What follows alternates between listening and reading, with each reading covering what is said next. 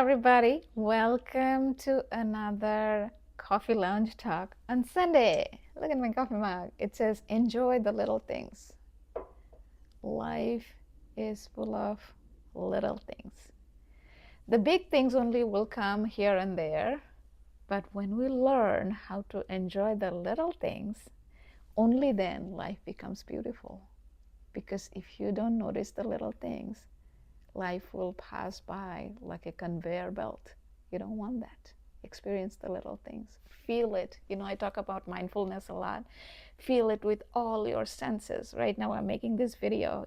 I'm really noticing. I'm hearing the sound that is coming out of your mouth, my mouth. And, I have the smartwatch, my rings, hair in my head, the color I'm noticing, the shirt I'm wearing, right? So for you, what are you wearing? Really notice that. So now, in today's episode, we are going to talk about two verses. Luke, so these are web version again, World English Bible. You guys know I read from that because it is copyright free.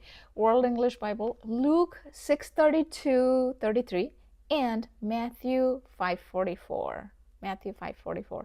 I'm going to mention this in the description section below so you will be able to see. So if you are new and if you are from a different faith journey, you will know what the verses say. But if you are already accustomed to Bible reading, so you already probably know this way more than me because I became Christian last year. It's an unexpected faith journey. Unexpected is not the right word, but it's like I didn't really plan for it. Things happened, and then I just I covered that in many different episodes, so I'm not going to go detail on that. So I am learning Bible. I read a little bit. I learned more from listening, watching, and now I'm doing it again for deepening my faith and how these verses I see connect with my day-to-day life. And I also encourage you guys to share it here in the comments. And you don't have to be Christian to connect with these stories. They are timeless. They connect with all of our life. They bind us together. So the first verse, Luke 6:32-33, it is about, so before I share that so that it kind of connects with you a little bit if you're new to the concept. I mean, Jesus, everybody knows Jesus. Jesus loved the whole world. And Judas was the person out of his 12 disciples. Judas betrayed him, and that's how he got crucified. So, but Jesus, he even loved Judas, knowing that he's going to betray him. And that is the thing, that when you want to learn to love in a way like Jesus, one thing is that how do you do that as a human? So I'm going to share some tips that I learned. I don't know if that's going to work for you. It worked for me. I'm not perfect, but I'm getting there. But I'm going to share it with you guys, and then you can see how these verses tie in. So Luke 6:32-33 says, if you love those who love you, what credit is that to you? For even sinners love those who love them. If you do good to those who do good to you, what credit is that to you? For even sinners do the same. In simple English, if somebody is being nice to you and you are being nice to them, it doesn't take work, right? It is very simple. It doesn't even need us to think differently or put in extra effort. It doesn't take any extra patience or things like that. It doesn't need the forgiveness. But people who are not nice to us, people who betrayed us, people who lie about us, people who misunderstand us, right? If you can love them, that is when you get close to God. Okay. The second one, Matthew 5:44. Again, the web version, World English Bible. But I tell you, love your enemies. Love your enemies. My accent. My accent is somewhere between Indian and American, and sometimes it kind of somewhere comes out funny. Anyway, that's probably for you to laugh. That's a Bible study. It's not actually Bible study, but anyway, it can be fun too, right? But I tell you, love your enemies, bless those who curse you, do good to those who hate you, and pray for those who mistreat you and persecute you. Persecute means, I actually had to look up what exactly it means. If somebody mistreats you in a very strong way, that's what it means. I love this verse, but I tell you, love your enemies, bless those who curse you, do good to those who hate you, and pray for those who mistreat you and persecute you. And I'll tell you the story how I connected with this and how I did it just a few days ago. By the time you guys watch this video, I think it'll be about, today is Tuesday, so this Sunday I have a different episode about love, God is love. So this one will be after that. So by the time you guys will see it, it'll be a week and a half. But anyway, so the story. So recently several things happened that was very challenging, but the first two times I was able to use my triangle, mindfulness triangle, where I talk about thinking, speaking, action. If you don't know what I'm talking about, you can check on my website. It is on the homepage, where I say that speaking is what makes a big difference. You can switch from thinking to action, because we have 60 to 70,000 thoughts a day. From there we take only few actions, right? And the action is dependent on what we are speaking. The self-help industry talks about feeling a lot, and my concept is that you cannot control your feeling. As soon as you think something, the feeling is already there. And if you don't trust me, try it. Think of a thought. You have the feeling, don't you? Changing it is hard. But what I tell you is that talk about it with your friends and family, or comment, here. That is how you have the chances of taking that action more. So anyway, long story short, this is how I live every day. And then I was able to, get out of it very quickly, like in an hour, a couple hours, where last year it would have taken me days or weeks. But the third one was very challenging. So without giving, because some of it is very, very personal, so without giving specific personal details, I'll tell you. The first one was about parenting. So the co-parenting after divorce can get challenging, which in this channel we'll talk about a lot of things after divorce, the challenges and stuff like that, right? You have your own challenges, but if you have kids, then in our case we have one kid. So if you have multiple kids, the challenges are even more, because their whole world changes. So this was a co-parenting situation where I felt the challenge. And for me, any experience these days from my journey, I'm like, okay, what is the lesson here? What is the lesson here? So I keep looking for the lesson, and sometimes the lesson comes in within, I don't know, 10 minutes. Sometimes the lesson may come in after 2 days, but I keep looking for the lesson, especially with the challenges that are big. So the first one was okay. I was able to learn from that, and and I don't hold on to it tight. And I will tell you the same thing. If you're trying to learn a lesson from an experience, I call it situational wisdom, because that's where you will learn the most. No book, no classroom, no seminar, no podcast, or even my episodes, you won't be able to learn as deep of a lesson that you would learn from your own situations. The challenging situations, if you look at it, that is what will teach you the most. That will make your rest of your life easier, because it is your own lesson that you learn from all your life, because you know all your life story, what is success, what is difficult, and how you have overcome them in the past. So there's a pattern. Our brain goes with the pattern. It's the psychology and the neuroscience and all of that. It's not just like one thing.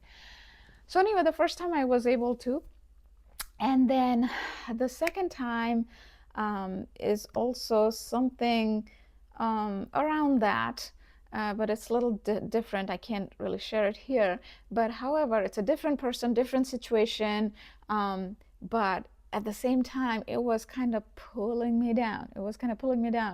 And then it kind of goes back to the verse I was talking to you about, right? So it was something where I have some very good friends, and my mom in India, she loves me. So it was outside of those people. You could probably understand by No, um, and I was like, okay, even though this person uh, might be making this mistake, how do I forgive them, and how do I love them? And it's not the love like how you would think love between couples. It's like the love how God says love one another, that type of love, right? Um, so it was hard for me, but then you know, I did something that that I wouldn't say how, I did something what Jesus would do. I mean, that would sound too arrogant. It's not that, but I tried to live by it a little bit. That's what I would say. I tried to live by it a little bit. Um, so now the third one, whew, the third one that was a few days ago. So by the time you watch this, it'll be like a couple of weeks. Um, there were some experiences um, that took me to some situations, like something might be buried deep inside your mind, and I can assure, even without knowing you, that you might have had some of those experiences where you meet some people like randomly, but then you get into this deep conversation, and then you get into that zone. And that's what it was, kind of like you get into that zone, and then it's the deeper part of your soul. And sometimes it can happen in many different ways. You could have just a small conversation, you could have something, I don't know, I'll give you an example, like sometime, say you grew up with something like in India, and this was not a mango example, but I'll give you the idea of mango, so you'll get what I'm saying. So growing up in India, mango used to be my favorite fruit, because in India you get a lot of mangoes and they taste so good. But after being here for 2 decades, I kind of lost it. I like mango, but it's not the same kind of thing. But there are some specific mangoes that where I am from, when I go to the store, and if they have it in season, I smell that, and it just takes me back to that time when I was growing up and eating those mangoes. It's because it has a specific, distinct smell. So that smell kind of activates that part of the brain, right? You know what I'm talking about. Even if you're in the United States, let's say, I don't know, if you grew up in California and now you are in Virginia, and you grew up eating some Californian food. I don't know what Californian food is, by the way. Like something that is very specific to California, maybe tacos, I don't know. Whatever that is. So that specific thing, then now you find it here, and you get excited about it because it reminds you of that. So something like that, you can think of it in that way. So deeper part of my soul was kind of I would say unlocked, and in some way I did not know how to process it. I did not know how to process it because there were a lot of it was not from childhood, but I did not know how to process it, and I just kept looking for the lesson, and then I was not getting the lesson. Like I was saying, like from my framework, I was able to do it for the prior two, but this one I'm like, okay, what is the lesson? What is the lesson? So a couple of weeks ago, I saw a AI post, and guys, that's what I'm telling you. AI is not all bad. It's like all depends on how you use it. It's like the social media. They say social media is not all bad. It depends on how you use it. So I saw that post in a specific time. I was going out for dinner with my daughter. I was excuse me. I was taking her. It was on Saturday, I think. Yeah, a couple Saturdays ago. Excuse me. And I saw that post. Let me drink a little bit of water. I already had 2 cups of coffee today, so even though I want to, I can't have any more coffee. I shouldn't. The second one was decaf, by the way. I used to drink only 1 cup. Now sometimes I do a second decaf. So I saw that post. It says, something around that, wordings might be different, but it is like, it is easy to love Jesus, but to love like Jesus, you have to learn how to love the Judas in your life. I was like, right? So that was the lesson, my friend. That was the lesson. So I did, of course, I did multiple posts about that to all different platforms, my LinkedIn, YouTube posts you guys might have seen in the last couple of weeks. And I wrote a blog. I'll keep the link of the blog down here in the description. And you guys can check my other blogs too on my website, because my website link is most of the time on the description. And so now the question is, how do you do it as a human? God could love Judas, and like I was saying in the beginning, that God knew that Judas is going to betray him, and he still loved him. And for us, we don't even know the person is going to betray us, and then if we know beforehand, we'll be like, I'm out of here, right? That's what you think. You don't even want to, talk to that person. So Jesus knew, and he still loved him. But for us, we don't know. We love that person, and it's not like a love, you know what I mean? Love one another. And then that person betrays. How do you do that? How do you do that as a human? So one way to do that is to reminding ourselves that all 8 billion people on this earth have 8 billion unique journeys. Human tendency normally is to help, not to hurt others, right? Human tendency is to help, not to hurt others. But we all have stories, my friend, especially if you are in your midlife, you are in 40s like me, or 50s or 30s, right? We all lived such a different life. You can call it baggage, or you can call it experiences. I like to call it experience. We all had many different experiences because it has different flavors to it. It's not baggage. And that's what makes us who we are, the good, bad, and ugly. And someone said the other day, why, how about we call it a human experience? And I thought that was so amazing. Human experience, not ugly. I was like, wow, that was good, right? Because in life, all these experiences that shapes us, and that makes us think the situations very differently. So if I were to think of this cup, even enjoy the little things, these little things are different for different people. So when somebody betrays you, they don't know how much it is hurting you, because either their brain pattern, either think of psychology, neuroscience, and all of that, their brain pattern or the muscle is not built like the way yours is, because they have not had the same experiences that you had, right? So if I were to, so just for the contrast, I'll pick this example. So I grew up in India, in a small town.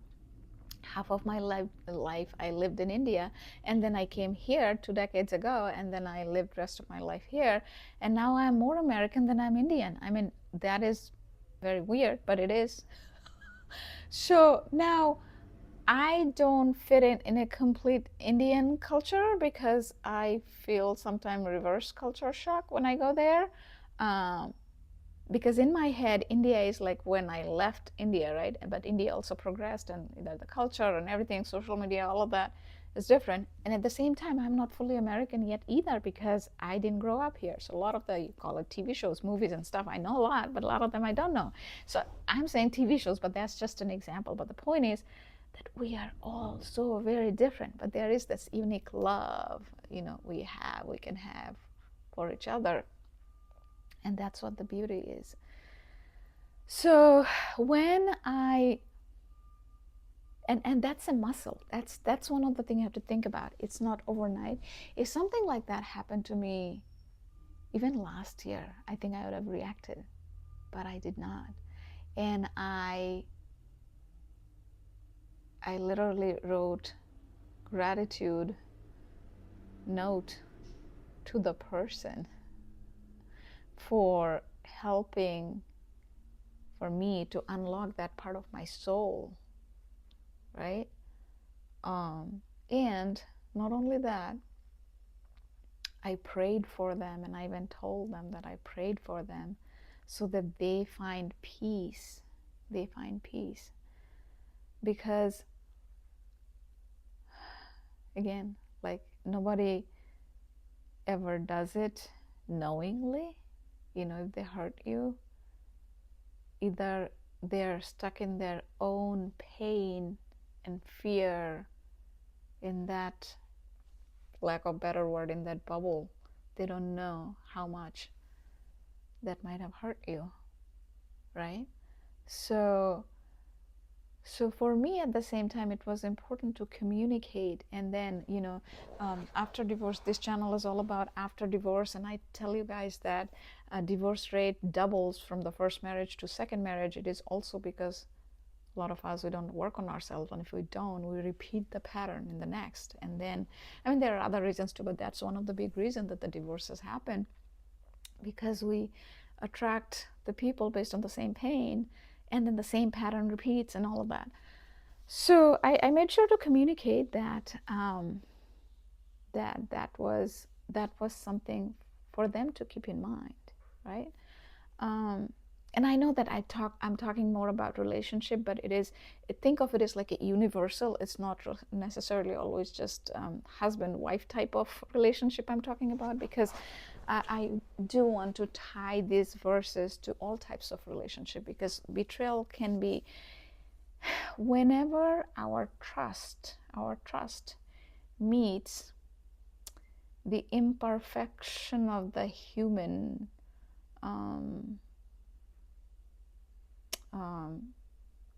because as a human, we are always going to make mistakes, right? Sometimes knowingly and sometimes unknowingly. And from the other side, it's your friend, colleague, family, coworker, your lover, whoever, right? They trust you. And I'm not saying you did it, but to give an example, they trust you. But then you do that with knowing or without knowing that. And that causes a lot of pain.